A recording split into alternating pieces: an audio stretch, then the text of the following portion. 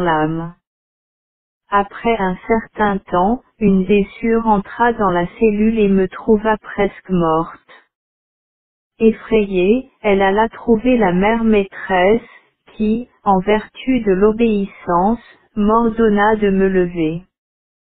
Aussitôt, je sentis des forces me revenir et je me relevai de terre, toute tremblante. La maîtresse identifia d'emblée mon état, elle me parla de l'inconcevable miséricorde divine, ne vous affligez de rien, ma sœur, je vous l'ordonne en vertu de l'obéissance. Elle ajouta, maintenant je sais que Dieu vous appelle à une haute sainteté, le Seigneur veut vous avoir bien près de lui, puisqu'il permet de telles choses si tôt. Soyez fidèle à Dieu, ma sœur, car c'est le signe qu'il veut vous avoir haut dans le ciel. Mais je ne comprenais rien à ces paroles.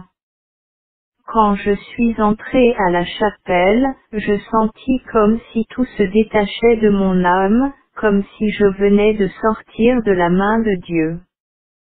Je sentis l'inviolabilité de mon âme. Je sentis que j'y étais un tout petit enfant. Soudain je vis intérieurement le Seigneur qui me dit, n'aie pas peur, ma fille, je suis avec toi. À ce moment tous les tourments et les ténèbres prirent fin, mes sens furent pénétrés d'une joie indicible et les puissances de mon âme inondées de lumière. Je veux encore mentionner que, bien que mon âme fût déjà sous les rayons de son amour, les traces du tourment passé restèrent sur mon corps, pendant 2 jours j'eus la figure mortellement pâle et les yeux injectés de sang. Jésus seul sait ce que j'ai souffert. Ce que j'ai écrit est bien faible en comparaison de la réalité. Je ne sais comment l'exprimer, il me semble que je suis revenu de l'au-delà. Je sens un dégoût pour ce qui est créé. Je me blottis contre le cœur de Dieu comme un nourrisson contre la poitrine de sa mère. Je vois tout avec un autre regard. Je suis consciente de ce que le Seigneur a achevé, d'un mot, en mon âme, je vis de cela. Au souvenir du supplice passé, un frisson me saisit. Je n'aurais pas cru qu'on pût tant souffrir si je n'étais pas moi-même passé par là. C'est une souffrance purement spirituelle. Cependant au milieu de toutes ces souffrances et ces combats, je n'ai jamais omis la Sainte Communion. Quand il me semblait que je ne devais pas communier, j'allais avant la messe chez la maîtresse pour lui dire que je ne pouvais communier, car il me semblait que je ne le devais pas. Mais elle ne me permettait pas d'y manquer et je reconnais que l'obéissance seule m'a sauvé. La maîtresse me confia plus tard que ces épreuves avaient rapidement pris fin, parce que, vous étiez obéissante, ma sœur. C'est par la force de l'obéissance que vous avez passé ceci, avec tant de courage. C'est vrai, que, seul le Seigneur fait sortir de ce tourment. Mais la fidélité à l'obéissance lui plaît. Bien que ce soit là des supplices affreux, l'âme ne doit pas s'en effrayer, car Dieu n'éprouve pas au-delà de ce que nous pouvons supporter. D'un autre côté, il pourrait ne jamais nous donner de telles souffrances. J'écris ceci, car s'il plaît au Seigneur de faire passer une âme par de pareils tourments, qu'elle n'ait pas peur, mais qu'elle soit, autant que cela dépend d'elle, fidèle à Dieu qui ne lui fera pas de tort. Car il est tout amour. Il l'a créé en vertu de cet amour inconcevable. Quand j'étais ainsi tourmentée, je ne comprenais pas. Ô mon Dieu, je reconnais que je ne suis pas de cette terre, le Seigneur a fortement imprégné mon âme de ce sentiment. Je me trouve davantage en contact avec le ciel qu'avec la terre, mais je ne néglige rien de mes devoirs. À ce moment-là, je n'avais pas de directeur spirituel et je ne recevais aucune direction. Je demandais un directeur au Seigneur, mais il ne m'en donnait pas. C'est Jésus, lui-même, qui est mon maître depuis l'enfance jusqu'à maintenant. Il m'a mené à travers tous les déserts et tous les dangers, et je vois clairement que seul Dieu pouvait me faire traverser de tels dangers, sans qu'il n'en résultât aucun dégât, ni aucun dommage pour mon âme qui resta intacte. Je remportais la victoire sur toutes les difficultés, qui étaient inconcevables, et j'en sortais. Le Seigneur ne me donna un directeur que plus tard. Après ces souffrances, l'âme connaît une grande pureté spirituelle et se trouve très proche de Dieu. Je dois cependant remarquer qu'au milieu de ces tourments spirituels, elle est proche de Dieu, mais elle est aveugle. Le regard de l'âme est plongé dans les ténèbres, Dieu est tout proche de l'âme qui souffre, seulement tout le secret est qu'elle n'en sait rien. Elle affirme que non seulement Dieu l'a délaissée, mais qu'elle est l'objet de sa haine. Quelle grave maladie que cet aveuglement de l'âme. Frappée de la lumière divine, l'âme affirme que cette lumière n'existe pas, alors que justement elle est si forte qu'elle l'aveugle.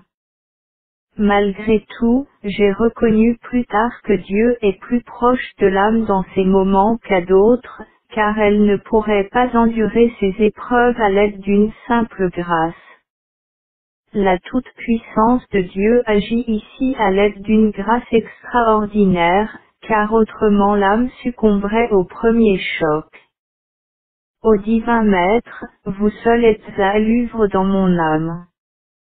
Ô Seigneur, vous ne craignez pas de placer une âme au bord d'un précipice où elle ressent peur et angoisse, et de nouveau vous la rappelez vers vous. Voilà vos inconcevables mystères.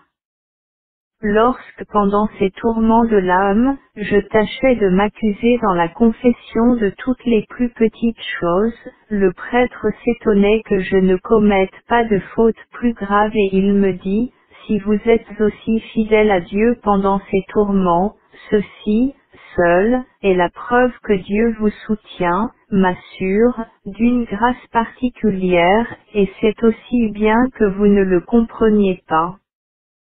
Mais c'est chose étonnante que dans cette matière, les confesseurs n'aient pu me comprendre, ni m'apaiser, jusqu'à ce que je rencontre le Père András Sopocko.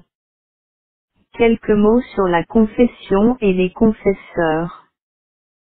C'est seulement le souvenir de ce que j'ai éprouvé dans mon âme. Il y a trois choses qui empêchent l'âme de tirer profit de la confession dans ces moments exceptionnels. Quand le confesseur connaît peu les voies extraordinaires et qu'il manifeste de l'étonnement lorsque l'âme lui dévoile les grands mystères que Dieu opère en elle. Cet étonnement effraie une âme sensible. Elle se rend compte que le confesseur hésite à donner son avis, elle ne s'apaise pas. Et elle éprouvera encore plus de doute après la confession qu'avant, car elle sent que le confesseur s'efforce de la tranquilliser sans conviction.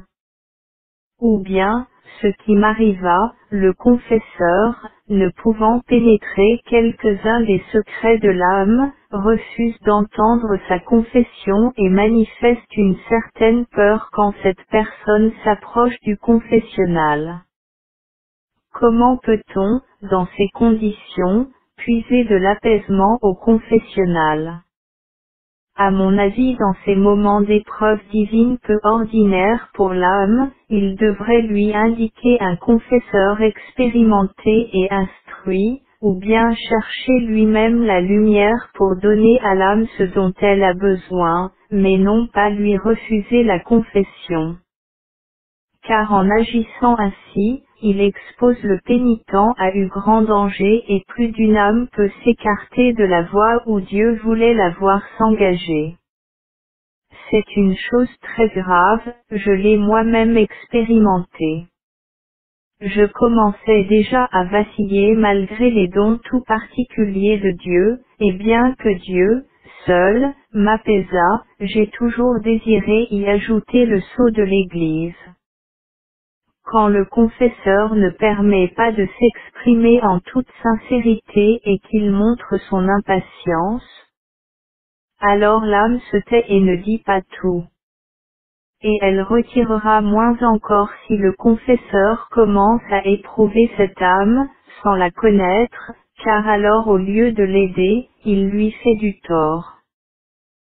Car elle sait que le confesseur ne la connaît pas, puisqu'il ne lui a pas permis de dévoiler complètement ses grâces et sa misère. L'épreuve n'est donc pas conforme.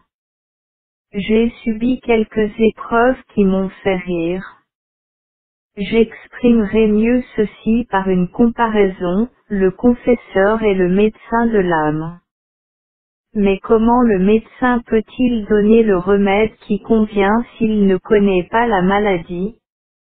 Ou bien, le remède ne produit pas l'effet désirable, ou bien le remède sera trop fort et augmentera encore la maladie, ou provoquera même, parfois, la mort. Je dis cela, car j'ai éprouvé qu'en certains cas, le Seigneur, seul, me soutenait directement. Le troisième cas, il arrive aussi que le confesseur méprise parfois les petites choses. Or, il n'y a rien de petit dans la vie spirituelle.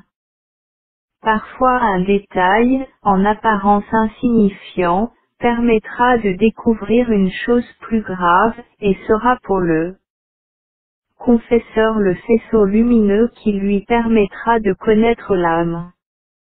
Les choses infimes recèlent beaucoup de nuances spirituelles. Si nous rejetons les petites briques, le magnifique édifice ne s'élèvera jamais. Si Dieu exige de telle âme une grande pureté, il lui donnera une connaissance plus profonde de sa misère. Et éclairée par la lumière d'en haut, elle découvrira mieux ce qui plaît à Dieu et ce qui lui déplaît.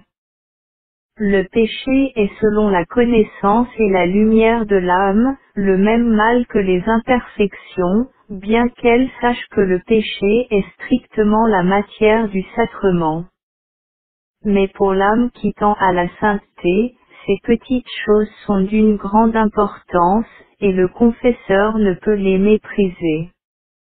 La patience et la douceur du confesseur ouvrent la voie au plus profond secret de l'âme. Elle dévoile à son insu, ce qui est au plus profond d'elle-même, et elle se sent plus forte et plus résistante. Elle combat plus courageusement, elle tâche de mieux faire, car elle sait qu'elle doit en rendre compte. Je mentionnerai encore une chose, à propos du confesseur.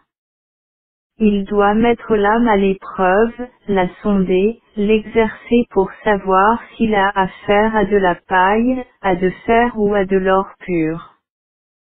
Ces trois catégories d'âmes ont besoin d'exercices différents. Il doit et ceci absolument se former un jugement clair sur chacune d'elles pour savoir ce qu'elles peuvent supporter dans de tels moments, telles circonstances, tels cas. Quant à moi, plus tard, après beaucoup d'épreuves, lorsque je voyais que je n'étais pas comprise, je ne dévoilais plus mon âme et je ne troublais plus sa paix. Mais je ne le fis qu'à partir du moment où toutes ces grâces étaient soumises au jugement d'un confesseur sage, instruit et expérimenté. Maintenant je sais comment je dois me conduire dans certains cas. Et à nouveau je voudrais ajouter quelques mots pour les âmes qui désirent tendre à la sainteté et porter du fruit grâce à la confession. Premièrement, entière sincérité, franchise absolue. Le plus saint et le plus sage des confesseurs ne peut faire violence à l'âme pour y infuser de force ce qu'il veut pour elle, si celle-ci n'est ni sincère ni franche. L'âme qui n'est pas sincère et qui dissimule, s'expose à de grands dangers dans sa vie spirituelle. Et Jésus, lui-même ne se donnera pas d'une manière plus profonde à cette âme, car il sait qu'elle ne profitera pas de ses grâces particulières. Deuxièmement, humilité. L'âme ne profite pas comme il faut du sacrement de la confession, si elle n'est pas humble. L'orgueil la tient dans l'obscurité. Elle ne sait pas et ne veut pas rentrer avec précision au fond de sa misère. Elle se masque et évite tout ce qui pourrait la guérir. Troisièmement, obéissance. L'âme désobéissante ne remportera aucune victoire, même si Jésus lui-même la confesserait directement.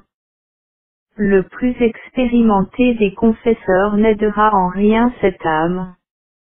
L'âme désobéissante s'expose à de grands dangers. Elle ne progressera pas dans la perfection. Dieu comble très généreusement l'âme de ses grâces, mais seulement l'âme obéissante. Oh, qu'ils sont beaux les hymnes que chante une âme souffrante. Elle enchante le ciel entier quand elle se répand en lancinantes élégies, surtout quand Dieu l'éprouve. Sa beauté est grande, car elle vient de Dieu. Cette âme passe par le désert de la vie, blessée par l'amour divin. Elle ne touche pas terre, elle l'effleure. Quand l'âme est sortie de ses tourments, elle est profondément humble. Sa pureté est grande. Sans réfléchir, elle sent mieux ce qu'elle doit faire à tel moment et ce à quoi elle doit renoncer. Elle ressent la plus légère touche de la grâce et elle est très fidèle à Dieu. Elle reconnaît Dieu de loin et se réjouit continuellement en lui. Elle découvre très rapidement sa présence dans les âmes des autres, et en général dans son entourage. Elle est purifiée par Dieu seul. Dieu étant pur esprit, introduit l'âme dans une vie purement spirituelle. Dieu, seul, l'a tout d'abord préparée et purifiée, c'est-à-dire, qu'il l'a rendue capable d'une étroite intimité avec lui. Reposant dans l'amour, d'une manière toute spirituelle, elle demeure avec le Seigneur. Elle parle à Dieu, sans s'exprimer avec les sens. Dieu remplit l'âme de sa lumière. Son intelligence voit clairement et distingue les degrés de la vie spirituelle. Elle voit qu'elle était unie à Dieu de façon imparfaite, ses sens prenaient part à cette union, et le spirituel se trouvait mêlé au sensoriel d'une manière déjà supérieure et particulière, il est vrai, mais encore imparfaite. Il existe une union à Dieu plus haute et plus parfaite, c'est l'union spirituelle. L'âme y est davantage à l'abri des illusions. Sa spiritualité est plus profonde et plus pure. Dans la vie, où les sens jouent un rôle, on est plus exposé aux illusions. La prudence de l'âme elle-même, et des confesseurs, devrait être plus grande. Il y a des moments où Dieu introduit l'âme dans un état purement spirituel. Les sens s'éteignent et sont quasi morts. L'âme est unie à Dieu de la façon la plus étroite, elle est plongée dans la divinité. Sa connaissance est complète et parfaite, non plus sporadique comme auparavant, mais totale et entière. Elle en éprouve de la joie. Mais je veux encore parler des moments d'épreuve, il faut alors que les confesseurs soient patients envers l'âme. Mais l'âme doit aussi avoir la plus grande patience avec elle-même. Mon Jésus, vous savez ce que ressent mon âme au souvenir de ces souffrances. Plus d'une fois je m'étonnais que les anges et les saints puissent se taire devant de telles souffrances de l'âme. Mais ils nous aiment particulièrement dans ces moments-là. À maintes reprises, mon âme a crié vers Dieu, comme un petit enfant, quand sa mère se voile le visage et qu'il ne peut la reconnaître, il crie alors de toutes ses forces. Ô mon Jésus, honneur et gloire vous soient rendus pour ces épreuves d'amour. Votre miséricorde est grande et inconcevable. Toutes vos intentions envers mon âme sont imprégnées de votre miséricorde. Je noterai ici que l'entourage ne devrait pas ajouter aux souffrances extérieures, car vraiment, lorsque le calice de l'âme est plein jusqu'au bord, c'est parfois justement cette petite goutte que nous ajoutons qui sera de trop, et la coupe d'amertume débordera. Et qui en sera responsable? Prenons garde de ne pas ajouter aux souffrances des autres, car cela ne plaît pas au Seigneur. Si les sur ou les supérieurs savaient ou soupçonnaient seulement qu'une âme est soumise à de telles épreuves, et lui ajoutaient des souffrances supplémentaires, elle pécherait gravement et Dieu lui-même revendiquerait ses droits.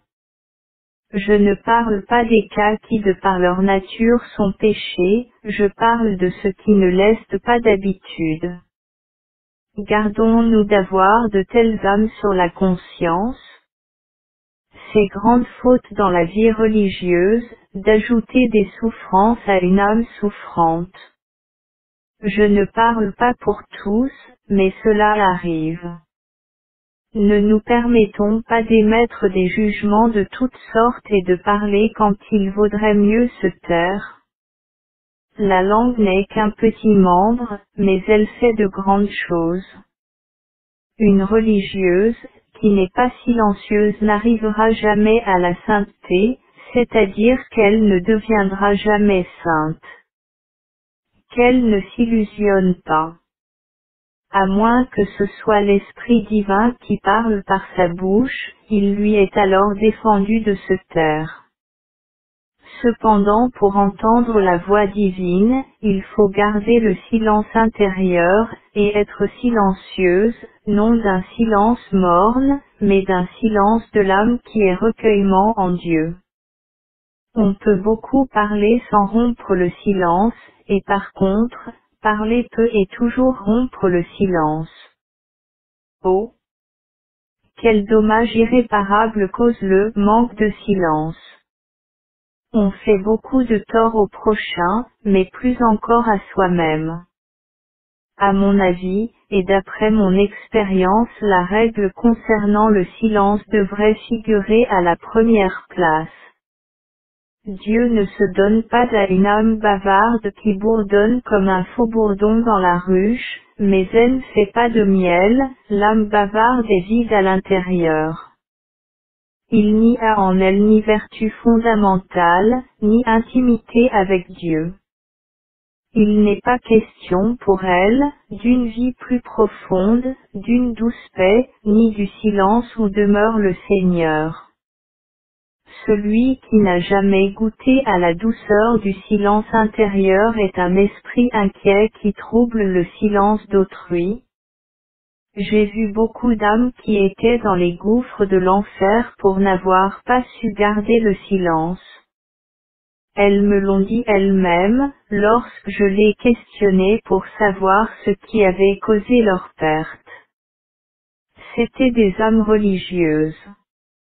Mon Dieu, quelle douleur de penser qu'elles pourraient non seulement être au ciel, mais même être saintes. Ô Jésus miséricorde, je tremble à la pensée de devoir rendre compte de ma langue. Elle peut engendrer la vie, mais aussi causer la mort et nous tuons plus d'une fois avec notre langue. Nous commettons de véritables meurtres. Et cela aussi nous devrions le considérer comme chose de peu d'importance. Vraiment je ne comprends pas ceux qui ont la conscience ainsi faite. J'ai connu une personne, qui ayant appris d'une autre qu'on avait dit telle et telle chose sur son compte, tomba gravement malade. Elle perdit beaucoup de sang, versa beaucoup de larmes et ainsi jusqu'au dénouement fatal qui fut ainsi l'effet, non du glaive, mais de la langue. Ô mon Jésus silencieux, miséricorde pour nous. Je me surprends à parler du silence et ce n'est pas de cela que je voulais parler, mais de la vie de l'âme avec Dieu et comment elle répond à la grâce. Quand l'âme est purifiée, que le Seigneur a établi avec elle une relation d'intimité, elle commence à tendre vers Dieu de toute sa force. Mais elle ne peut rien par elle-même. Dieu seul fait tout, l'âme le sait et elle en a conscience. Elle vit encore en exil et elle sait bien qu'il peut y avoir encore des jours gris et pluvieux, mais elle le voit d'une autre manière. Loin de s'endormir dans une fausse paix, elle tend au combat. Elle sait qu'elle appartient à une génération chevaleresque. Elle se rend mieux compte de tout maintenant. Elle sait qu'elle est de race royale et que tout ce qui est grand et saint la concerne. De nombreuses grâces que Dieu accorde à l'âme après cette épreuve du feu, lui permettent de jouir d'une étroite union avec Dieu. Elle a un grand nombre de visions sensibles et spirituelles. Elle entend un grand nombre de paroles surnaturelles et plus d'une fois des ordres précis, mais malgré ces grâces, elle ne se suffit pas à elle-même. D'autant que, comme Dieu la visite de ses grâces, elle s'expose à toutes sortes de dangers et peut facilement tomber dans l'illusion. Elle devrait prier pour avoir un guide spirituel, car il faut s'efforcer d'en trouver un qui s'y connaisse, tel un chef dont le devoir est de connaître les chemins par lesquels il doit mener ses troupes au combat. Il faut préparer l'âme unie à Dieu à soutenir de grandes batailles, des combats acharnés. Après ces purifications et ces épreuves, Dieu demeure dans l'âme d'une façon singulière, mais l'âme ne collabore pas toujours avec ses grâces. Non qu'elle se refuse d'elle-même usurée, mais elle rencontre de si grandes difficultés extérieures et intérieures que vraiment il faut un miracle pour qu'elle se maintienne sur ses hauteurs. Ici, elle a absolument besoin d'un directeur averti. Faustine 5. Souvent, on emplissait mon âme de doute, quand ce n'était pas moi qui m'alarmais moi-même, en me disant qu'après tout, je n'étais qu'une ignorante, qui connaissait si peu, et en particulier aux choses spirituelles. Cependant, quand les doutes augmentaient, j'allais chercher de la lumière auprès de mon confesseur ou des supérieurs. Mais je n'obtenais pas ce que je... Quand j'ai dévoilé mon âme au supérieur, l'une d'elles reconnut mon âme et la voie où Dieu voulait me conduire. En mettant en pratique ces indications, j'ai commencé à progresser sur la voie de la perfection. Mais cela n'a pas duré longtemps. Quand je lui ai dévoilé mon âme plus à fond, je n'ai pas reçu ce que je désirais. Ces grâces semblaient invraisemblables à la supérieure, je ne pouvais donc plus trouver aucune aide auprès d'elle. Elle me disait qu'il était impossible que Dieu ait de tels rapports avec une créature. J'ai peur pour vous, m'assure, n'est-ce pas une illusion? Consultez un prêtre. Mais le confesseur, lui non plus ne m'a pas comprise, il me dit, il vaudrait mieux, m'assure, parler de ces choses avec vos supérieurs. Et je passais ainsi des supérieurs au confesseur et du confesseur au supérieur, sans trouver aucun apaisement. Les grâces divines devinrent, pour moi, de grandes souffrances. Plus d'une fois il m'arriva de dire carrément au Seigneur, Jésus, j'ai peur de vous. N'êtes-vous pas quelque fantôme? Il me tranquillisait toujours mais je restais incrédule. Chose étonnante, plus j'étais, plus Jésus me donnait de preuves qu'il était l'auteur de ces choses. Quand je me rendis compte que je ne recevais aucun apaisement de la part des supérieurs, je pris la résolution de ne plus leur parler de ces choses purement intérieures. À l'extérieur je tâchais, comme doit le faire une bonne religieuse, de tout dire aux supérieurs, mais je ne parlais qu'au confessionnal des besoins de mon âme. Je reconnus pour maintes raisons très justes, que la femme n'avait pas été appelée à discerner de tels mystères. Je m'étais exposée à beaucoup de souffrances inutiles. Pendant longtemps, je fus considérée comme une possédée du démon et on me regardait avec pitié. La supérieure prit certaines précautions à mon égard. Il m'arrivait d'entendre que les sûrs aussi me considéraient comme telle. Et l'horizon s'assombrit autour de moi. Je tentais d'éviter ces grâces divines, mais ce n'était pas en mon pouvoir. Soudain, un tel recueillement s'empara de moi que, contre ma volonté, je me plongeai en Dieu et le Seigneur me garda auprès de lui. Mon âme toujours un peu alarmée au début, connut ensuite une paix ineffable et une force envahissante. Tout était encore à supporter car, lorsque le Seigneur exigea que je peigne ce tableau, on se mit à parler de moi et à me regarder vraiment comme une hystérique, une illuminée, et on commença à en parler un peu ouvertement. Une survint me parler cœur à cœur. Elle commença à s'apitoyer sur moi, j'entends dire de vous, ma sœur, que vous êtes illuminée, que vous avez des visions. Ma pauvre sœur, défendez-vous de cela. Elle était sincère et me rapportait fidèlement qu'elle avait entendu. Mais c'est chaque jour que je devais écouter de semblables choses, Dieu seul sait combien cela me fatiguait. Je résolus, malgré tout, de tout supporter en silence et de ne pas m'expliquer quand on me questionnait. Les uns étaient irrités de mon silence, surtout les plus curieux, d'autres, qui réfléchissaient plus profondément disaient, pourtant Sœur Faustine doit être très près de Dieu puisqu'elle a la force de tant souffrir. Et je voyais devant moi comme deux groupes de juges. Je tâchais d'être silencieuse intérieurement et extérieurement. Je ne parlais pas de ce qui concernait ma personne, malgré les questions directes de certaines sœurs. Ma bouche devint muette. Je souffrais sans me plaindre comme une colombe. Mais certaines sœurs trouvaient, semble-t-il, du plaisir à me vexer d'une manière ou d'une autre. Ma patience les irritait, mais Dieu me donnait tant de force intérieure que je supportais cela paisiblement. J'ai compris qu'en de tels moments, personne ne m'aiderait, et j'ai commencé à prier et à demander au Seigneur de me donner un confesseur.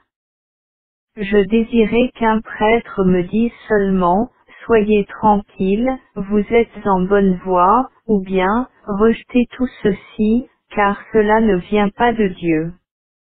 Mais je ne trouvais aucun prêtre aussi résolu, qui m'aurait ainsi parlé clairement au nom du Seigneur. L'incertitude se prolongeait donc. Ô Jésus, si c'est votre volonté que je vive dans une telle incertitude, que votre nom soit béni. Je vous prie, Seigneur, dirigez vous-même mon âme et soyez avec moi, car de moi-même, je ne suis rien. Voilà que je suis jugé de tous côtés. il n'y a plus rien en moi, qui n'ait échappé au jugement de mes sûrs. Mais bientôt tout se tassa en quelque sorte, et on commença à me laisser en paix. Mon âme exténuée se reposa un peu. Mais j'ai reconnu que le Seigneur était plus proche de moi au temps de ces persécutions. Cela ne dura pas longtemps. 1. Viol orage éclata à nouveau. Les soupçons d'autrefois étaient devenus désormais une sorte de certitude. Et il me fallut, à nouveau, écouter les mêmes chansons. C'est ainsi qu'il plut au Seigneur.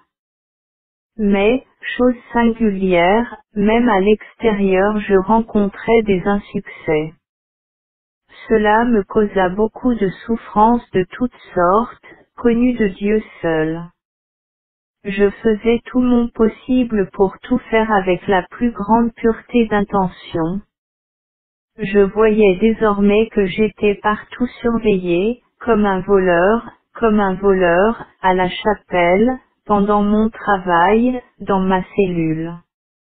Je sais que maintenant, outre la présence de Dieu, une présence humaine était sans cesse près de moi.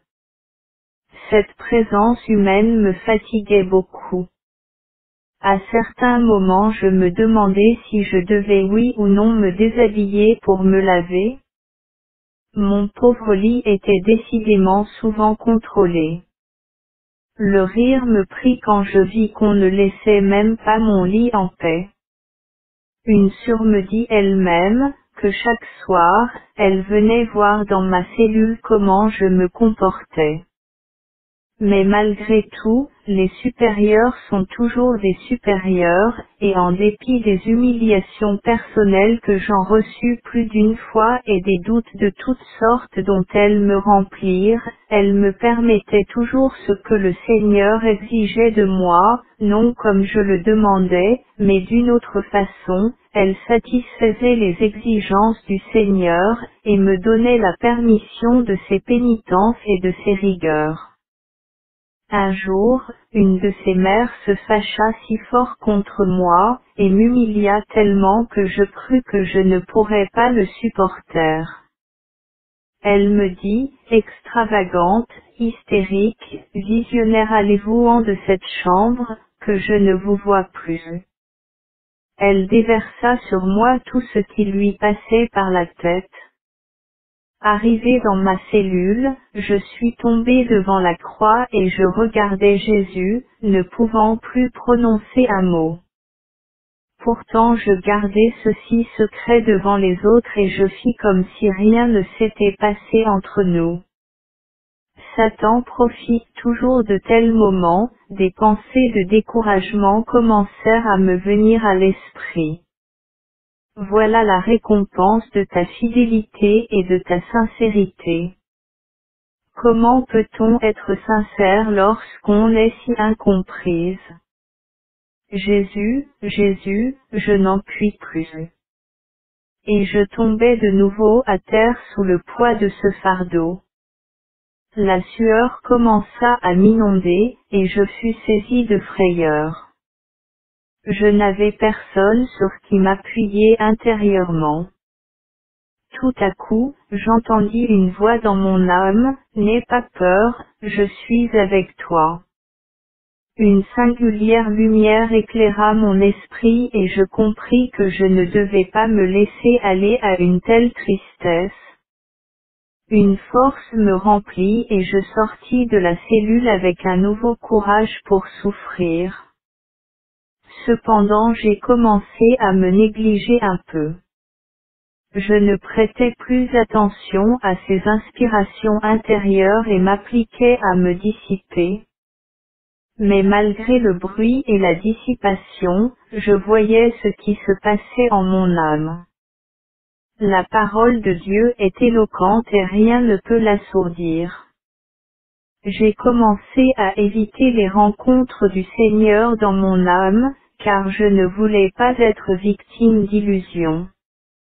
Mais lui me poursuivait pour ainsi dire de ses dons.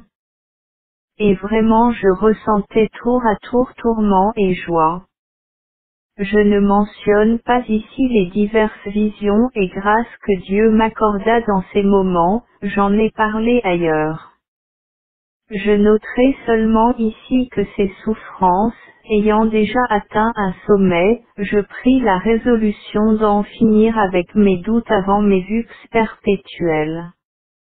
Pendant tout ce temps d'épreuve, je priais pour que Dieu éclaire le prêtre auquel je devais dévoiler mon âme à fond.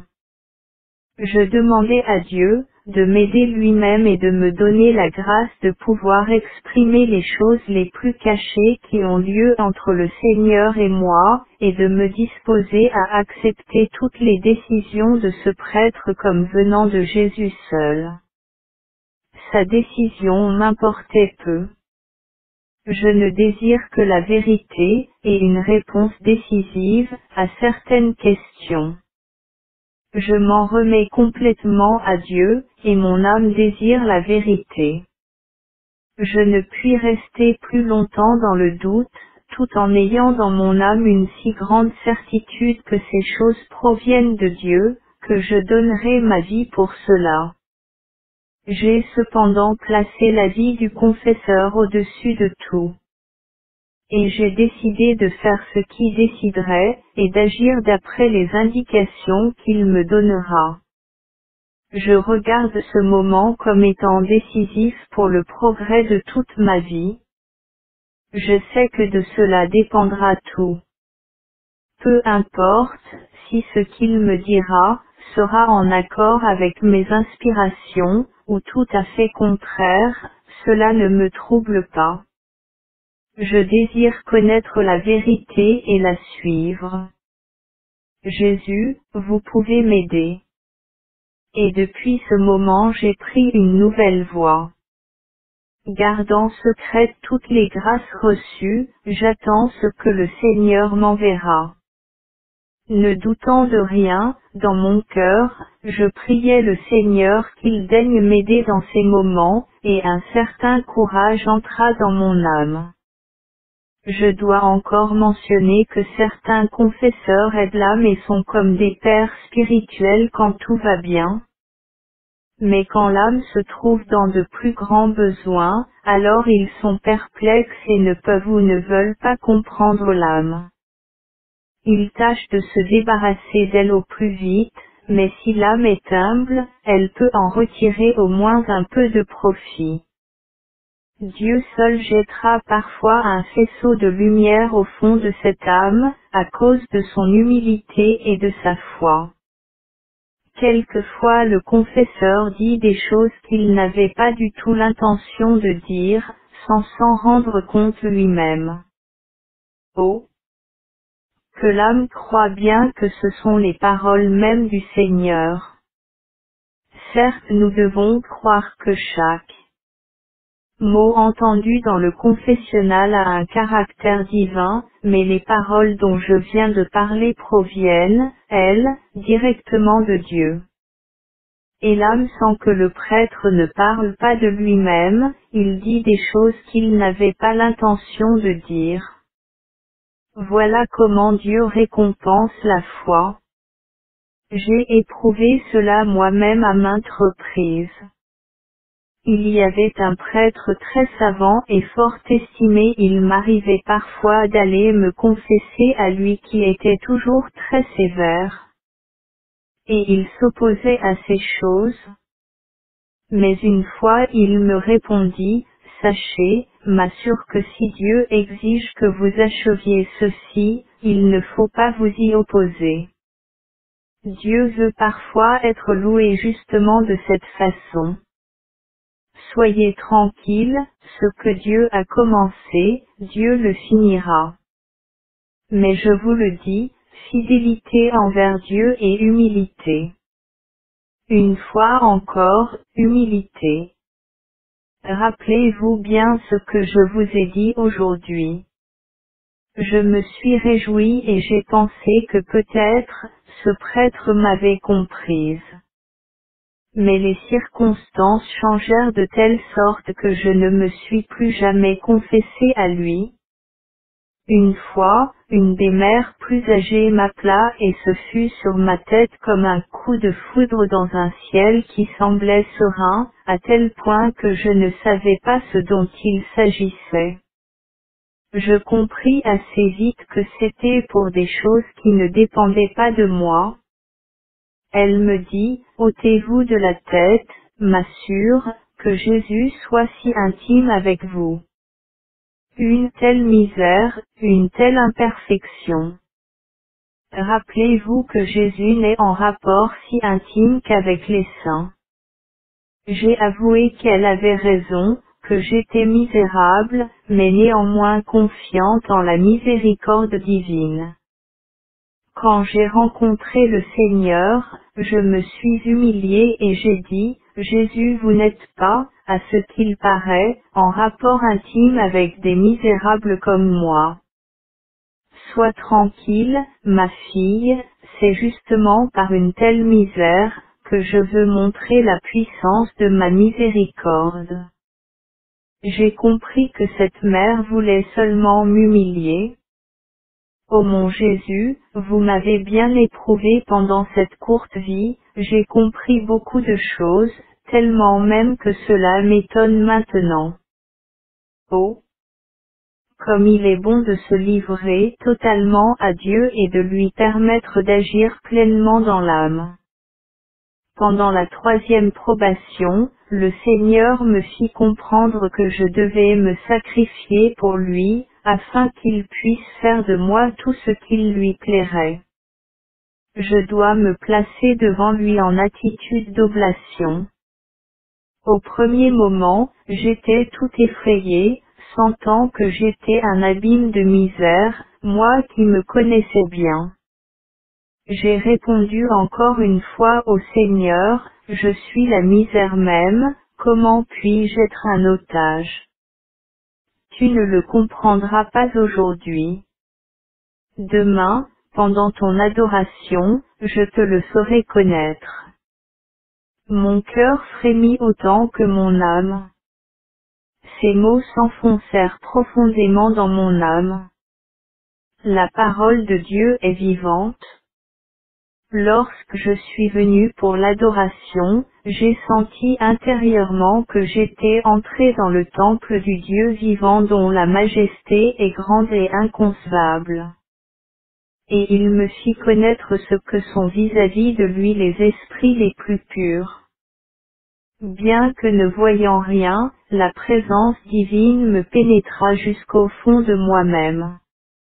Dans le moment même, mon esprit fut singulièrement éclairé. Devant les yeux de mon âme passa une vision, comme la vision de Jésus au jardin des Oliviers. D'abord les souffrances physiques et toutes les circonstances qui augmenteront, puis les souffrances spirituelles dans toute leur étendue et celles aussi dont personne ne saura jamais rien. Tout entra dans cette vision, les soupçons injustes, la perte de la bonne renommée. Je l'ai écrit en résumé, mais cette connaissance était déjà si nette, que tout ce par quoi je suis passé plus tard, n'a rien changé au moment où je l'ai connu. Mon nom doit être « sacrifice ». Quand la vision fut finie, une sueur froide baignait mon front. Jésus me fit savoir que même si je n'y consentais pas, je pouvais me sauver. Il ne me donnerait pas moins de grâce, et il continuerait à avoir avec moi les mêmes rapports intimes. Donc, même si je ne consentais pas à ce sacrifice, la largesse de Dieu ne diminuerait pas en ma faveur. Et le Seigneur me fit savoir que tout le mystère dépendait de moi, de mon consentement volontaire au sacrifice avec la pleine connaissance de mon esprit. C'est cet acte volontaire et conscient qui fait toute sa puissance et sa valeur aux yeux de sa majesté. Même si rien de ces choses pour lesquelles je me suis offerte n'arrivait, tout était déjà comme consommé pour le Seigneur. À ce moment je connus que j'entrais directement en communication avec la majesté inconcevable. Je sentis que Dieu attendait ma réponse, mon consentement. Alors mon esprit se plongea dans le Seigneur et je dis, faites ce qu'il vous plaira de moi, Seigneur. Je me livre à votre volonté qui sera désormais ma nourriture. Je serai fidèle à vos exigences, avec l'aide de votre grâce. Faites de moi ce qu'il vous plaira. Mais je vous en supplie, Seigneur, soyez avec moi à chaque instant de ma vie. Au moment où j'ai consenti au sacrifice avec ma volonté et mon cœur, la présence divine me pénétra. Mon âme fut plongée en Dieu et inondée d'un tel bonheur, que je ne puis le décrire, même en partie. Je sentais que la majesté divine m'entourait. J'étais singulièrement uni à Dieu. Je voyais à quel point je plaisais à Dieu et réciproquement, mon esprit s'abîmait en lui. Consciente de cette union avec Dieu, je sens que je suis particulièrement aimée, et, en retour, je l'aime de toute la force de mon âme. Un grand mystère eut lieu pendant cette adoration. Un mystère entre le Seigneur et moi. Il me semblait en voyant l'amour dans son regard que j'allais expirer. J'eus une longue causerie avec le Seigneur, sans prononcer un mot. Et il me dit, tu es le délice de mon cœur. À partir d'aujourd'hui, le moindre de tes actes, est un plaisir à mes yeux, quoi que tu fasses. De ce moment je me sentis consacré. L'enveloppe du corps reste la même, mais l'âme est autre. Dieu demeure en elle et se complaît en elle. Ce n'est pas un sentiment, mais une réalité consciente que rien ne peut assombrir. Un grand mystère s'est accompli entre Dieu et moi. Mon âme en fut affermie et fortifiée. L'adoration finie, je sortis, regardant paisiblement en face tout ce dont j'avais tellement peur avant. Quand j'arrivai dans le corridor, une grande souffrance et une humiliation m'attendaient infligées par une certaine personne. Je les acceptais en soumission à une volonté plus haute et je me suis fortement serré contre le sacré cœur de Jésus montrant, de cette façon, que je suis prête à ce à quoi je me suis offerte. La souffrance semblait surgir sous mes pas, même Mère Marguerite Gimbut en fut étonnée.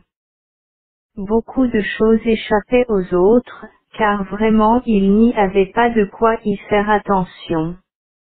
Mais à moi rien n'échappait, chaque mot était analysé, chaque pas observé. Une sœur me dit, préparez-vous, ma sœur à recevoir une petite croix, que vous réserve la Mère supérieure, j'ai pitié de vous, ma sœur. Et mon âme se réjouit, car j'y étais prête depuis longtemps, quand elle perçut mon courage elle fut étonnée. Je vois maintenant que l'âme seule ne peut grand-chose par elle-même, mais avec Dieu elle peut tout. Telle est la puissance de la grâce de Dieu. Peu d'âmes restent toujours attentives aux inspirations de Dieu, et encore moins, suivent ses inspirations divines. Cependant l'âme fidèle à Dieu ne peut pas décider seule de ses inspirations, elle doit les soumettre au contrôle d'un prêtre prudent et avisé et tant qu'elle n'a pas acquis la certitude, il faut qu'elle reste incrédule. Qu'elle ne se fie pas, seule, à ses inspirations et à toutes ces grâces reçues d'en haut, car elle peut s'exposer à de grands désastres. Bien que l'âme discerne les fausses inspirations de celles de Dieu, qu'elle soit cependant prudente. Car il y a beaucoup de choses incertaines. Dieu aime et apprécie quand l'âme ne croit pas en lui, par amour pour lui, quand elle demeure prudente, qu'elle demande et cherche de l'aide pour se prouver à elle-même que c'est vraiment Dieu, qui agit en elle. Et si un confesseur éclairé le lui affirme, qu'elle soit tranquille et se rende à Dieu suivant les indications du confesseur. L'amour pur est capable de grandes actions et ni les difficultés ni les contrariétés ne peuvent le briser. Quand l'amour surmonte de grandes difficultés, il est aussi persévérant dans la vie monotone et ennuyeuse de chaque jour. Il sait qu'une seule chose plaît à Dieu, tout faire, même les moindres choses avec un grand amour, l'amour et l'amour seul. L'amour pur ne s'égare pas et ne fait rien qui pourrait déplaire à Dieu. Il est ingénieux pour faire ce qui est le plus agréable à Dieu et personne ne l'égalera, son bonheur est de s'anéantir et de brûler comme une offrande pure. Plus il se donne, plus il est heureux. De plus, personne ne sait deviner les dangers d'aussi loin que lui. Il sait démasquer et il sait aussi à qui il a affaire. Mais mes tourments arrivaient à leur fin. Le Seigneur me donna l'aide promise. Je la vis en la personne de deux prêtres, le père András et l'abbé Sopocco. Pendant la retraite, avant mes vux perpétuelles, je fus, pour la première fois, tranquillisé à fond. Et plus tard, je fus guidé dans la même direction par l'abbé Sopocco.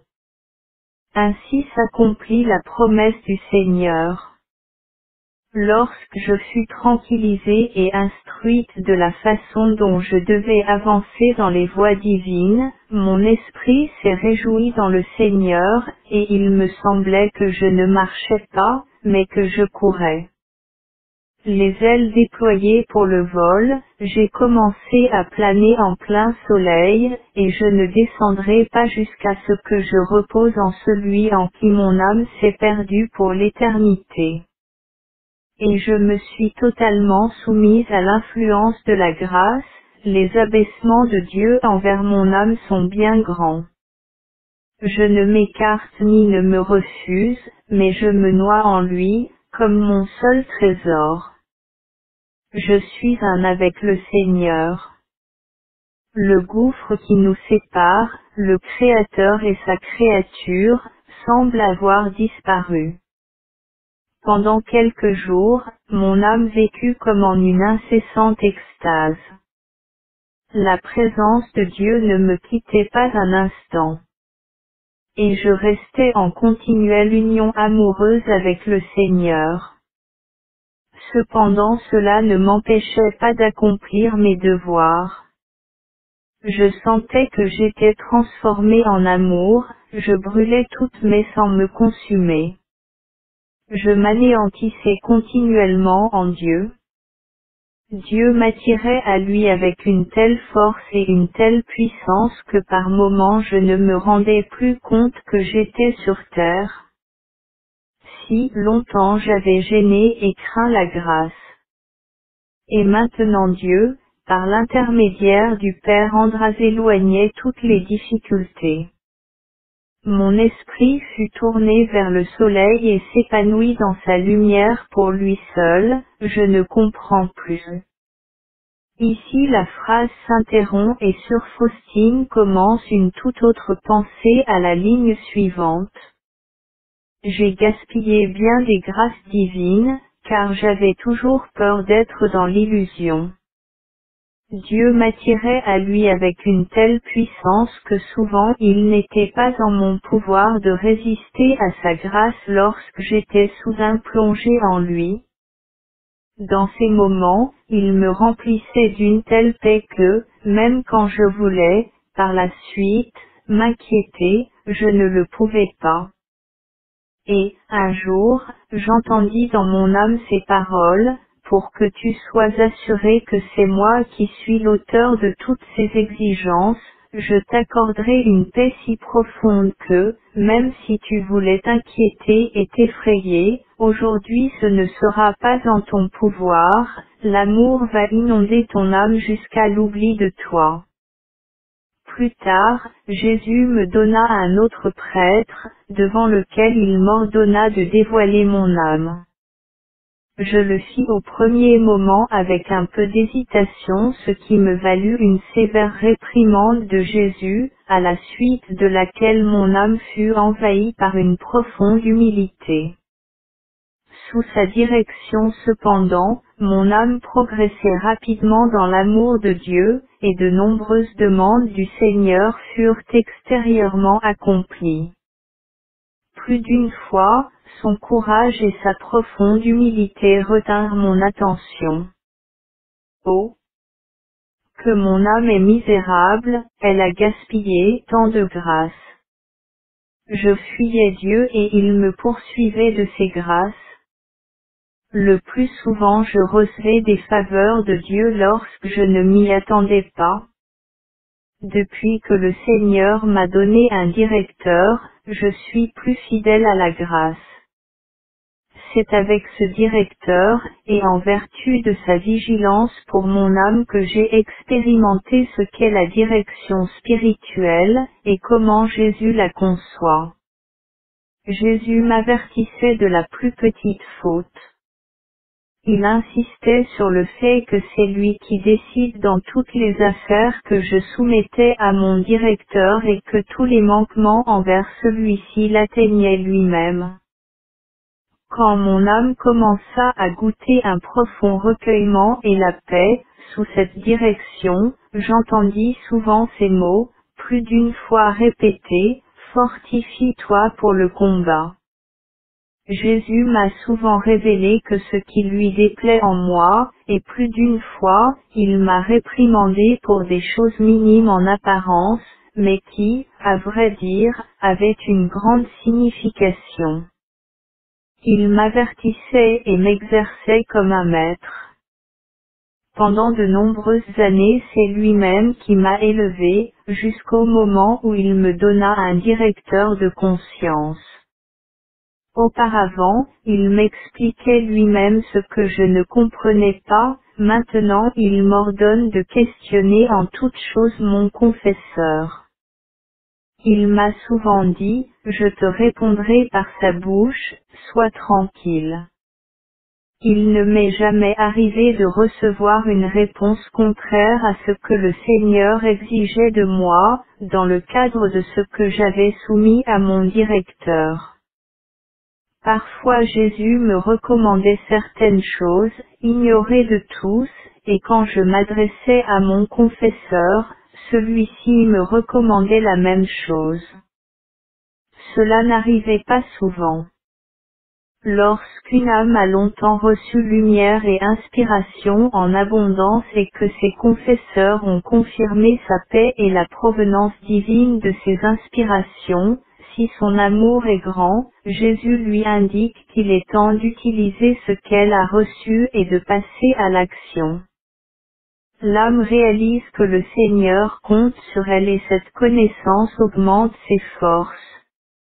Elle sait que, pour rester fidèle, elle devra, plus d'une fois s'exposer à des difficultés, mais elle a confiance en Dieu et, grâce à cette confiance, elle arrive là où Dieu l'appelle.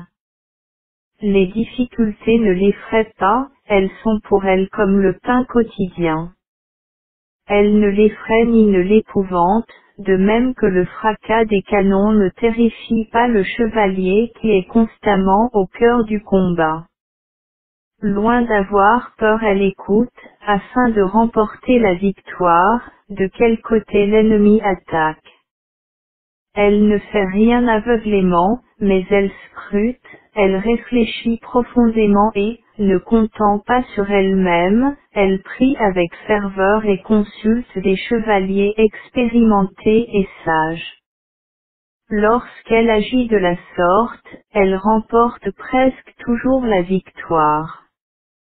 Il y a des attaques où l'âme n'a le temps ni de réfléchir ni de consulter, alors il faut combattre à la vie, à la mort il est bon parfois de se réfugier dans la blessure du cœur de Jésus, sans répondre un seul mot, par cela même l'ennemi est déjà vaincu. En temps de paix l'âme doit aussi s'imposer des efforts comme au moment du combat, elle doit s'exercer et bien s'exercer, sinon elle n'a aucune chance de victoire. J'estime le temps de paix comme un temps de préparation à la victoire. Elle doit veiller sans cesse, vigilance et encore vigilance. L'âme qui réfléchit reçoit beaucoup de lumière. L'âme dissipée s'expose à la chute, qu'elle ne s'étonne pas si elle tombe. Ô Esprit divin, directeur de l'âme, sage est celui que vous avez exercé. Mais pour que l'Esprit divin puisse agir dans une âme, la paix et le recueillement sont nécessaires. L'oraison, par l'oraison, l'âme s'arme pour le combat, en quelque état qu'elle soit, elle doit prier. L'âme pure et belle doit prier, sous peine de perdre sa beauté. L'âme qui tend vers cette pureté, sinon elle n'y arriverait pas. L'âme qui vient de se convertir doit prier, pour persévérer. L'âme pécheresse, plongée dans le péché, doit prier pour pouvoir se relever.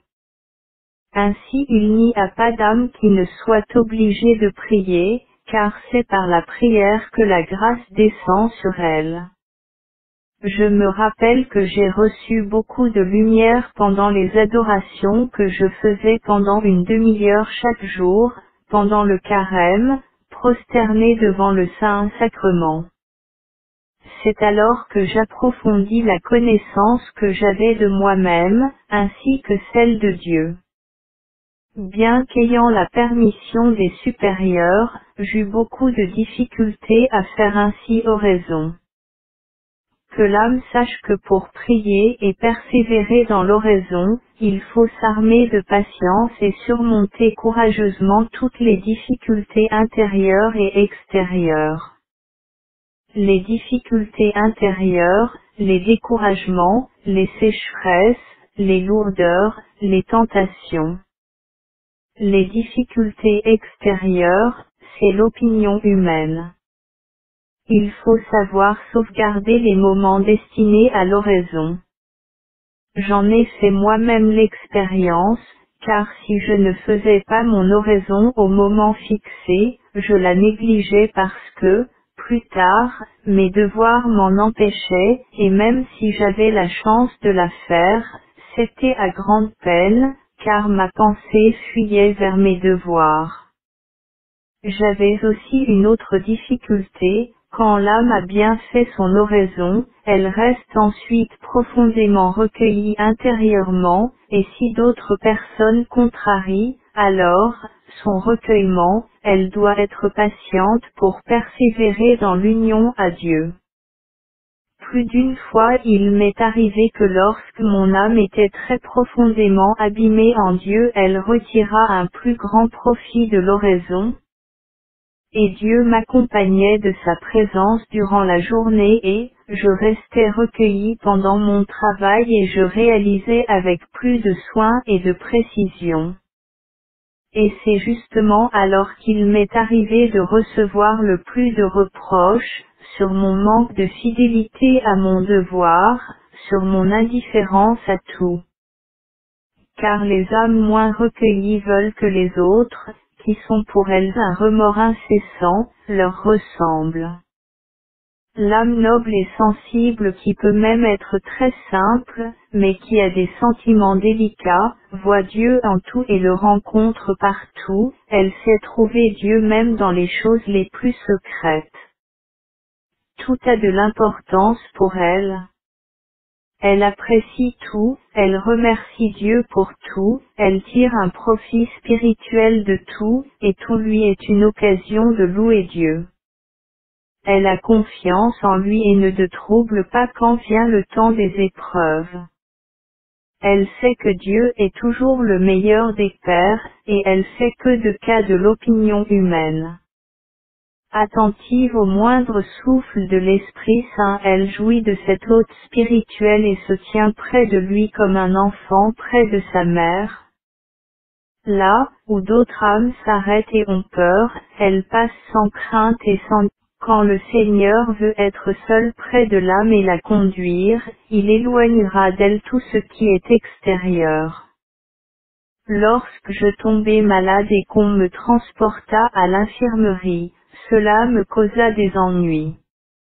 Nous étions 2 malades à l'infirmerie. Les sœurs venaient voir sur elle. Personne ne venait me voir.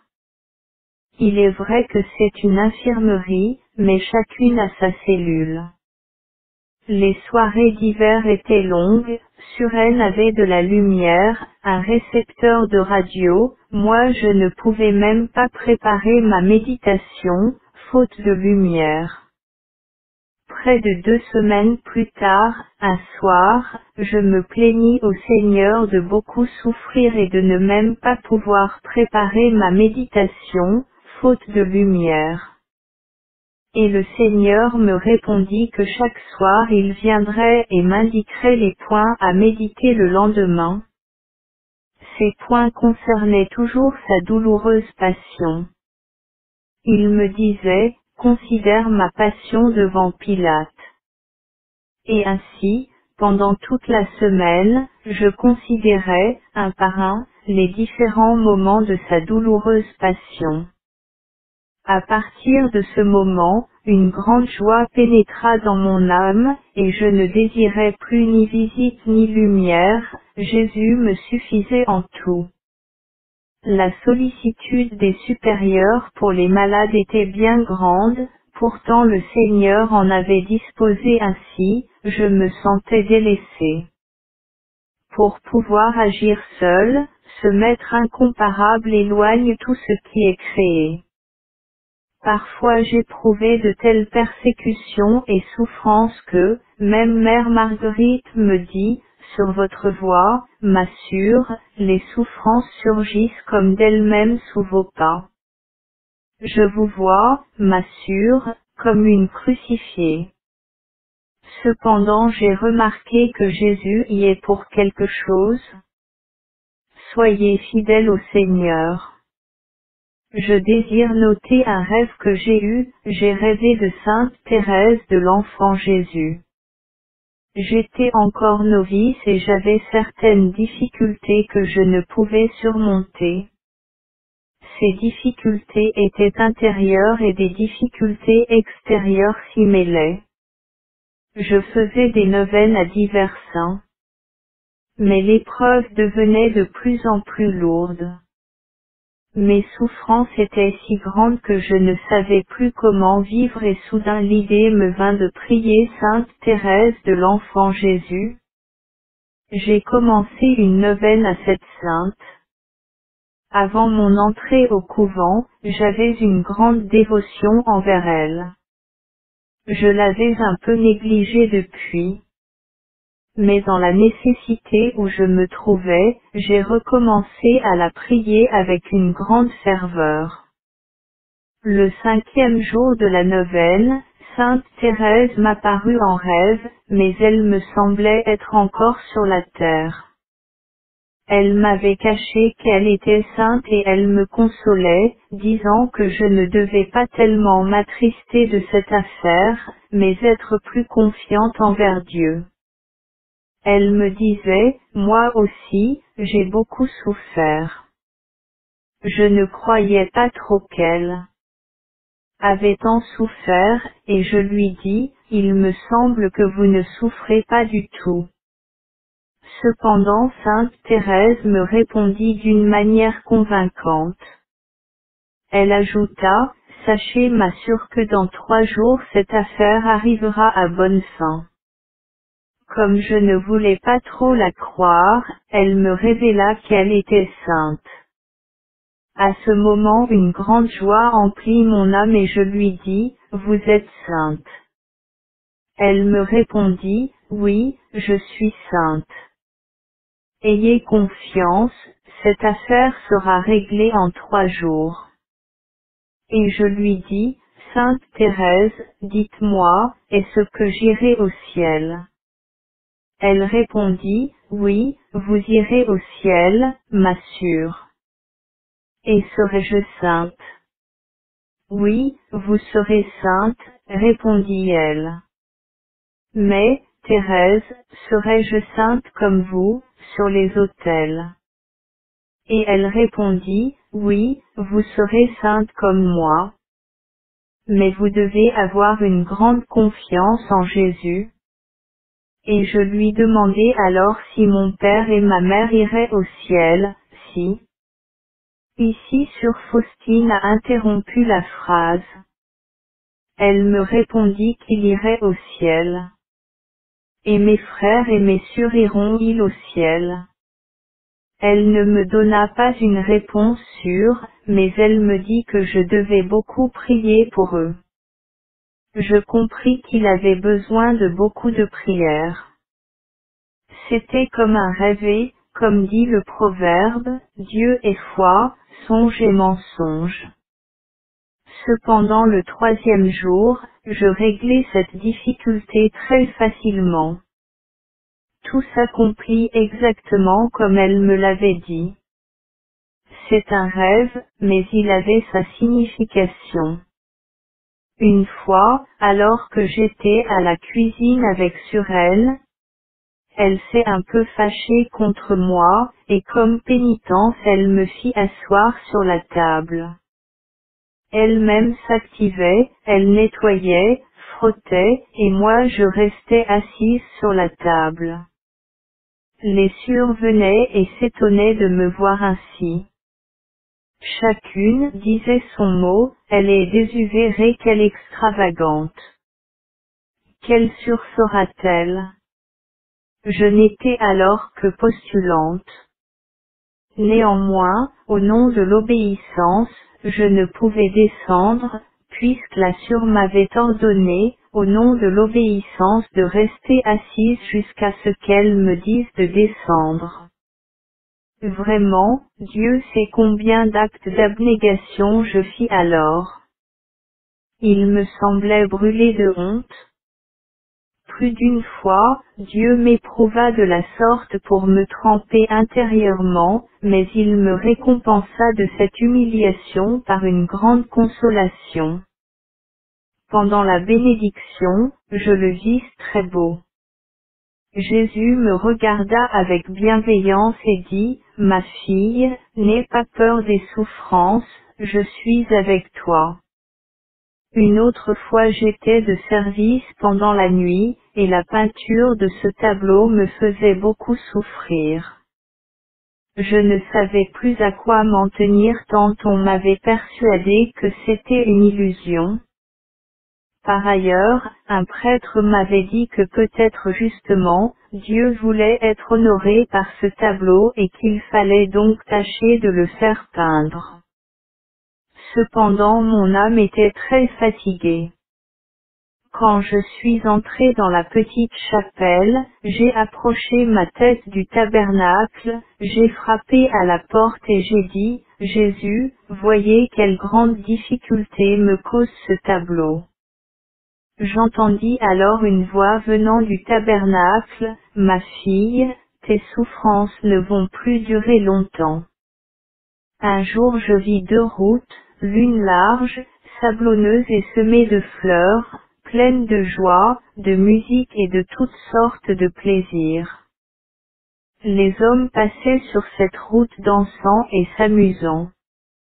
Ils arrivaient au terme sans s'en apercevoir. Or à la fin de cette route il y avait un horrible gouffre, l'abîme infernal. Les âmes y tombaient aveuglément et en si grand nombre qu'on ne pouvait les compter. La deuxième était plutôt un sentier, car elle était étroite, semée de ronces et de pierres. Et ceux qui avançaient sur cette route étaient en larmes, la souffrance était leur part. Les uns tombaient sur les pierres, mais ils se relevaient aussitôt et continuaient à avancer. Au bout de la route, il y avait un magnifique jardin rempli de toutes sortes de bonheur. toutes les âmes y entraient et dès qu'elles en avaient franchi le seuil, elles en oubliaient leurs souffrances. Une fois il y avait l'adoration chez les sûrs de la Sainte Famille, j'y suis allé le soir, avec une de nos sûres. Dès que je suis entré dans la petite chapelle, la présence de Dieu envahit mon âme. Je priais comme en de tels moments, sans prononcer de parole. Soudain je vis le Seigneur qui me dit, « Sache que si tu négliges la peinture de ce tableau et toute l'œuvre de la miséricorde, tu devras rendre compte au jour du jugement, d'un grand nombre d'âmes. » À ces paroles du Seigneur, la frayeur s'empara de moi. Je n'arrivais pas à me tranquilliser. Ces mots sonnaient à mes oreilles. Ainsi je ne devrais pas répondre seulement pour moi-même au jour du jugement de Dieu, mais aussi pour d'autres. Ces mots se gravèrent profondément dans mon cœur. Rentré à ma maison, je suis allé chez le petit Jésus, je me suis prosterné devant le Saint-Sacrement et j'ai dit au Seigneur, je ferai tout mon possible, mais je vous en supplie, soyez toujours avec moi et donnez-moi la force d'accomplir votre sainte volonté. Car vous pouvez tout, et moi je ne peux rien de moi-même. Il m'arrive depuis quelque temps que mon âme sent aussitôt quand quelqu'un prie pour moi, et de même si une âme désire, même sans me le dire, que je prie pour elle, je le ressens aussi dans mon âme, au point que j'éprouve une certaine inquiétude, comme si quelqu'un m'appelait. Et, quand je prie, je recouvre la paix.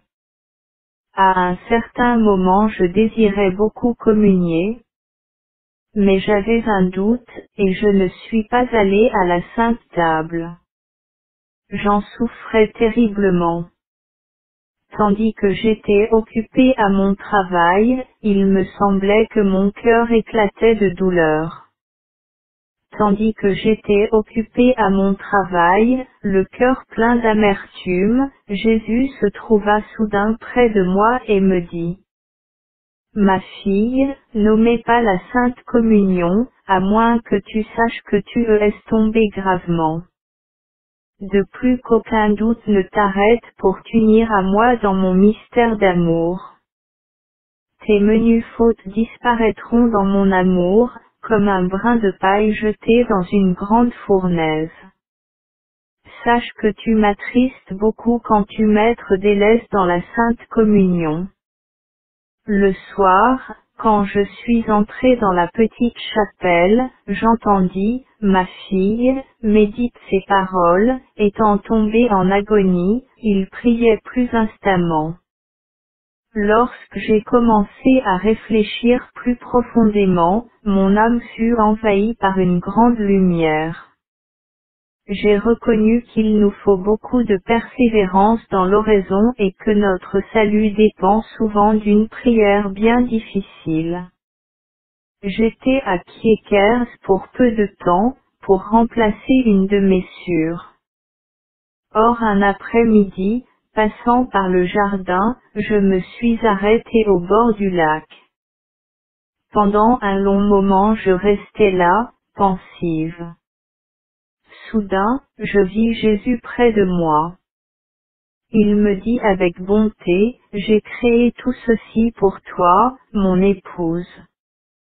Mais sache que toutes ces beautés ne sont rien comparées à ce que je t'ai préparé dans l'éternité. Mon âme fut inondée d'une si grande consolation que je restai là jusqu'au soir. Et il me sembla que ce n'était qu'un moment bien court. C'était mon jour libre destiné à la retraite d'un jour, j'avais donc liberté complète de tester en oraison. Oh! Que la bonté de Dieu est infinie. Il nous poursuit de sa bonté. Il arrive le plus souvent que le Seigneur me donne les plus grandes grâces alors que je m'y attends le moins. Ô Sainte Eucharistie! Pour loi, vous êtes enfermés dans le ciboire d'or. Pour que, dans le grand désert de l'exil je puisse passer immaculé, intact par la puissance de votre amour. Ô Sainte Eucharistie.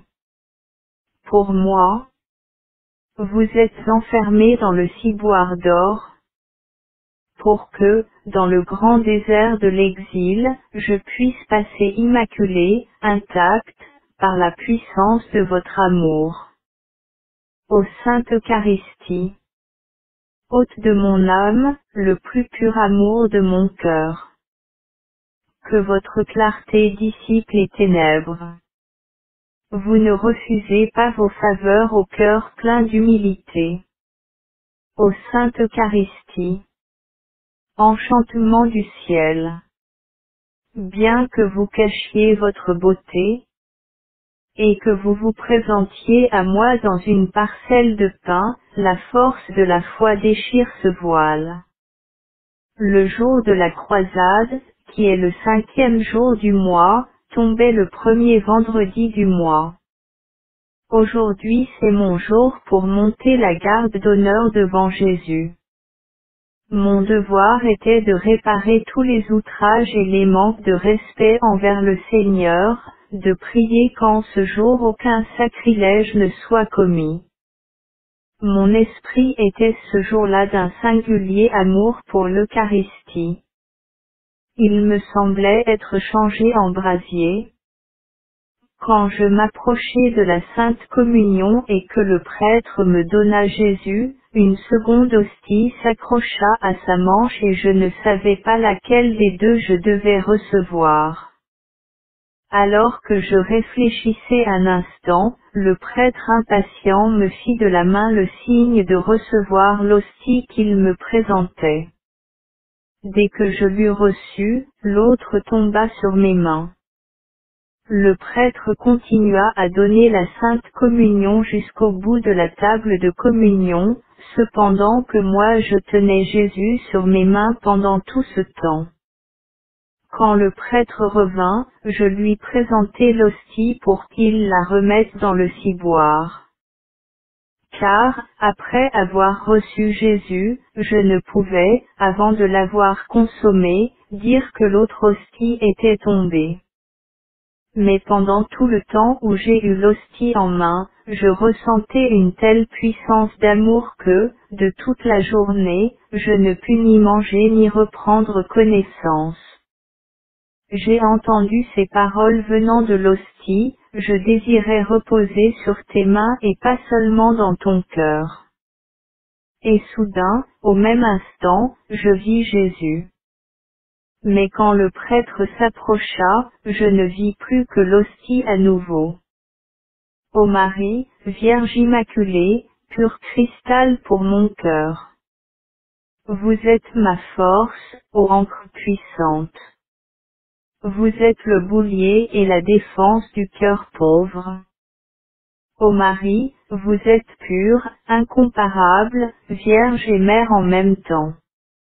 Vous êtes belle comme le soleil, sans tache. Incomparable est votre âme. Votre beauté a charmé le regard du 3 fois saint, quittant le trône éternel, il descendit du ciel. Et il a reçu son corps et son sang de votre cœur, pendant 9 mois se cachant dans le cœur d'une vierge. Ô Vierge Mère, personne ne concevra ceci, Dieu infini devint homme. Par son amour et son insondable miséricorde.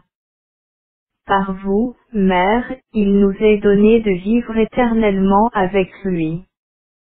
Ô Marie, Vierge, Mère et porte du ciel, par vous le salut nous est venu. De vos mains jaillit chaque grâce pour nous. Une fidèle imitation de vous peut seule me sanctifier. Ô Vierge Marie, le plus beau des lys. Votre cœur était pour Jésus le premier tabernacle sur terre. C'est parce que votre humilité était la plus profonde que vous êtes élevé au-dessus des chœurs angéliques et des saints. Ô Marie, ma douce mère. Je vous rends mon âme, mon corps et mon pauvre cœur, soyez gardienne de ma vie. Et particulièrement à l'heure de la mort, dans le combat suprême. JMJ 1er janvier 1937 Jésus, j'ai confiance en vous. La carte du contrôle intérieur de l'âme. L'examen particulier. S'unir au Christ miséricordieux. Pratique, le silence intérieur, garder strictement le silence. La conscience janvier. Dieu et l'âme, le silence. Victoire, 41, chute 4. Court acte de piété, et Jésus gardait le silence. Février. Dieu et l'âme, le silence. Victoire 36, chute 3 mars. Dieu et l'âme, le silence.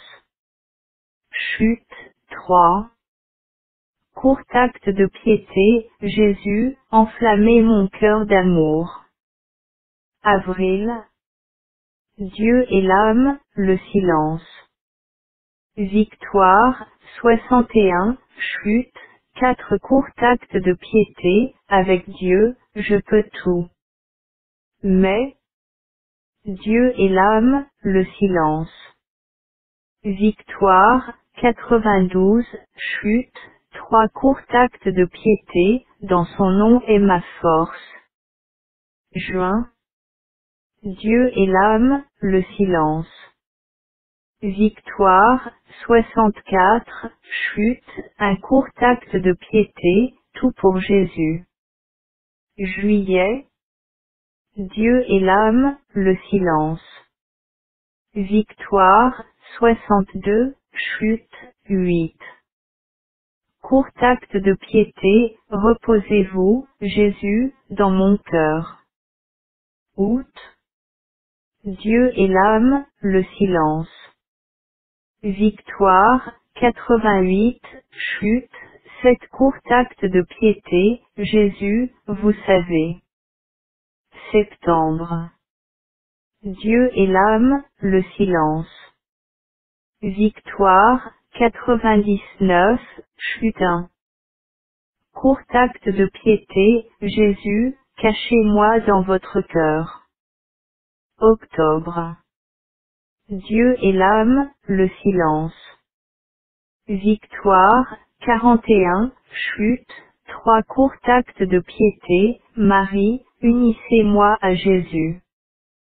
Ici c'est une nouvelle page. Retraite. Novembre. Dieu et l'âme, le silence. Victoire, chute. Court acte de piété, ô mon Jésus, miséricorde. Décembre. Dieu et l'âme, le silence. Victoire, chute. Court acte de piété, salut, vivante hostie. JMJ. Année 1937 Exercices généraux. Ô très sainte Trinité, je désire adorer votre miséricorde par chaque souffle de mon être, chaque battement de mon cœur, chacune de mes pulsations. Je désire être toute transformée en votre miséricorde et être ainsi un vivant reflet de vous, Seigneur. Que le plus grand des attributs divins, votre insondable miséricorde, se déverse par mon âme et mon cœur sur le prochain. Aidez-moi, Seigneur, pour que mes yeux soient miséricordieux, pour que je ne soupçonne jamais ni ne juge d'après les apparences extérieures, mais que je discerne la beauté dans l'âme de mon prochain et que je lui vienne en aide. Aidez-moi, Seigneur, pour que mon oreille soit miséricordieuse, afin que je me penche sur les besoins de mon prochain et ne reste pas indifférente à ses douleurs ni à ses plaintes. Aidez-moi, Seigneur, pour que ma langue soit miséricordieuse, afin que je ne dise jamais du mal de mon prochain, mais que j'aille pour chacun un mot de consolation et de pardon. Aidez-moi, Seigneur, pour que mes mains soient miséricordieuses et remplies de bonnes œuvres, afin que je sache faire du bien à mon prochain et prendre sur moi les tâches les plus lourdes et les plus déplaisantes. Aidez-moi, Seigneur, pour que mes pieds soient miséricordieux, pour me hâter au secours de mon prochain, en dominant ma propre fatigue et ma lassitude. Mon véritable repos est de rendre service à mon prochain. Aidez-moi, Seigneur, pour que mon cœur soit miséricordieux afin que je ressente toutes les souffrances de mon prochain. Je ne refuserai mon cœur à personne. Je fréquenterai sincèrement même ceux qui, je le sais, vont abuser de ma bonté, et moi, je m'enfermerai dans le cœur très miséricordieux de Jésus. Je tairai mes propres souffrances. Que votre miséricorde repose en moi, Seigneur. Vous m'ordonnez vous-même de m'exercer aux 3 degrés de la miséricorde. Le premier, l'acte de charité quel qu'il soit, le second, la parole miséricordieuse, si je ne puis aider par l'action, j'aiderai par la parole, le troisième, la prière. Si je ne peux témoigner la miséricorde ni par l'action, ni par la parole, je le pourrai toujours par la prière. J'envoie ma prière même là où je ne puis aller physiquement. Ô Jésus, transformez-moi en vous, car vous pouvez tout. Ici 4 pages sont restées libres. JMJ Varsovie, 1933. Probation avant les vux perpétuels. Lorsque j'appris que je devais partir pour la probation, mon cœur fut empli de joie à la perspective d'une telle joie, mes vux perpétuels. Je suis allé devant le Saint-Sacrement et je me suis plongé dans l'action de grâce. J'ai entendu. Mon enfant, tu es mon délice, tu es le soulagement de mon cœur. Je t'accorde autant de grâce que tu es capable d'en supporter. Parle au monde entier de ma grande et insondable miséricorde, si tu veux m'être faire plaisir. Quelques semaines avant l'annonce de mon entrée en probation, je suis allé passer un moment à la chapelle, et Jésus me dit, à cet instant les supérieurs annoncent qu'elles surprononceront leur vux perpétuelle. Elles ne recevront pas toute cette grâce, mais c'est leur faute. Qui ne profite pas des petites grâces n'en reçoit pas de grandes. Mais à toi, mon enfant, cette grâce est donnée. Un joyeux étonnement envahit mon âme, parce que, quelques jours auparavant, une des sœurs m'avait dit, vous ne ferez pas la 3e probation, ma sœur. Je vais déconseiller moi-même de vous laisser faire vos vux. Je n'ai rien répondu à cette sœur, mais j'en ai grandement souffert, pourtant je tâchais de cacher ma douleur. Ô Jésus, comme vos actions sont singulières. Je vois maintenant que les gens ne peuvent grand-chose par eux-mêmes, car je vais en probation comme l'a dit Jésus. 166 Je trouve toujours lumière et force de l'âme dans la prière. Bien qu'à certains moments particulièrement lourds et pénibles il me soit difficile d'imaginer que ces choses puissent avoir lieu dans un couvent, Dieu le permet parfois étrangement ainsi, mais toujours pour que la vertu se manifeste dans l'âme ou s'y développe. Voilà la raison d'être des ennuis. Novembre 1932. Je suis arrivé aujourd'hui à Varsovie pour ma 3e probation. Après avoir salué affectueusement les chères mères, je suis entré dans la petite chapelle. Soudain la présence divine inonda mon âme et j'entendis ces paroles, « Ma fille, je désire que ton cœur soit semblable à mon cœur miséricordieux. Tu dois être tout imprégné de ma miséricorde. » Ma chère mère maîtresse me demanda tout de suite si j'avais fait une retraite cette année, je répondis que non. Eh bien ma sœur, il faut que vous fassiez une retraite de 3 jours au moins. Dieu merci, il y avait à Valendov une retraite de 8 jours, je pouvais donc en profiter. Mais des difficultés survinrent quant au départ pour cette retraite. Une certaine personne y était opposée et il était déjà décidé que je ne partirais pas. Après dîner, j'entrai à la chapelle pour une adoration de 5 minutes. Tout à coup je vis Jésus, qui me dit, « Ma fille, je te prépare beaucoup de grâces.